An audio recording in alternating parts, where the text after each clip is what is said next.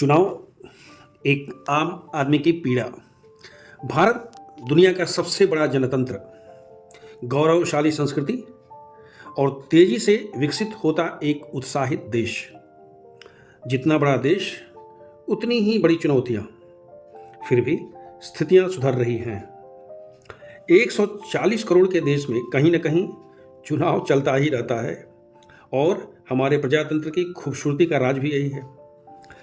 राजनीतिक पार्टियां साम दाम दंड भेद के अलावा नए नए अस्त्र शस्त्र का बेधड़क प्रयोग करती हैं, क्योंकि जन सेवा, देश सेवा या सत्ता सुख बिना सत्ता पर काबिज हुए संभव ही नहीं है।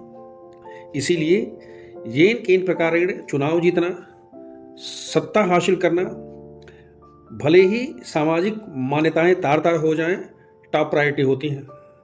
लगभग सभी राजनीतिक पार्टियां शिक्षा, स्वास्थ्य, रोजगार सृजन, महिला सशक्तिकरण, कृषि और किसान, गरीब, वंचित, पिछड़ा, अति पिछड़ा के कल्याण, सुरक्षा और शांति के साथ साथ संविधान के रक्षा की बात करती हैं। कोई वादा करता है, कोई घोषणा करता है, कोई गारंटी देता है तो कोई प्रण देता है। झुंझुने दिखाए जाते हैं, शगुफे छोड़े जाते हैं।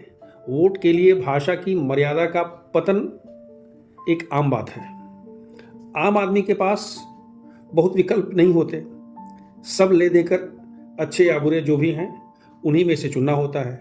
चुनते हैं अथवा तटस्थ रहते हैं, यानी वोट ही नहीं देते। एक आम आदमी के रूप में हमारी पीड़ा या यूं कहिए हमारा दर्द और हमारी सलाह है कि नंबर 1, बताइए पैसा कहाँ से आएगा?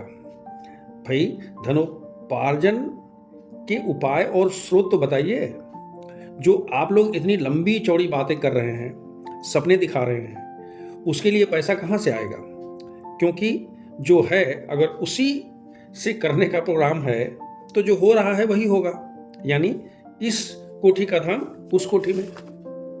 नंबर 2, भ्रष्टाचार से मुक्ति कैसे? आम आदमी को दावा नहीं चाहिए कि भ्रष्टाचार मुक्त देश या प्रदेश हो गया है, अथवा जो सत्ता में नहीं है सिर्फ वही भ्रष्टाचारी है। भ्रष्टाचार को मूल से खत्म करिए। लोगों को नहीं, सिस्टम को काम करने दीजिए। बस आप फूल प्रूफ सिस्टम बना दीजिए। भाई, कारपोरेट कैसे काम कर रहा है? नंबर 3, डाटा को बोलने दिए, यानी क्वांटिफाई करिए।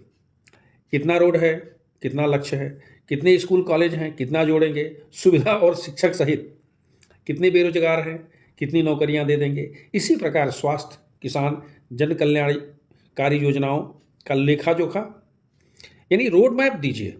साल के अंत में हिसाब दीजिए।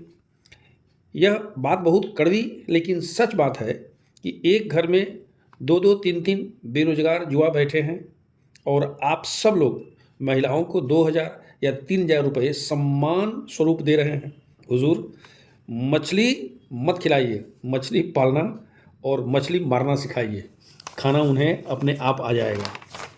राजनीति, चुनाव में पैसा, जात पात, भ्रष्टाचार, बाहुबल, आपराधिक पृष्ठभूमि, भाई भतीजावाद कोई नई बात नहीं है। इसे आत्मसात कर लिया गया है। आम आदमी भी लगभग इन सब चीज़ों का आदी ही नहीं हो गया है, बल्कि सहयोगी और सक्रिय सहयोगी के रूप में काम कर रहा है। लेकिन समय आ गया है कि थोड़ी सिद्धांतों वाली, वैल्यू वाली राजनीति भी हो। जनप्रतिनिधियों का अपना फोटो बैनर और पोस्टर में छपवा कर गली चौराहों पर टांगने या टंगवाने के साथ साथ अपने आचरण और चित्र में कुछ जरूर करना चाहिए कि लोग उनकी तस्वीर अपने ड्राइंग रूम में लगाएं और उनको अपने सर आंखों पर ही नहीं, दिल में बैठा कर रखें। बाकी जिसकी जैसी मर्जी। ईश्वर सबको सद्बुद्धि दे। सर्वे भवन्तु सुखिनः, सर्वे सन्तु निरामया, सर्वे भद्राणि पश्यन्तु, मां कश्चित् दुःख भाग् भवेत्। जय हिंद, जय भारत।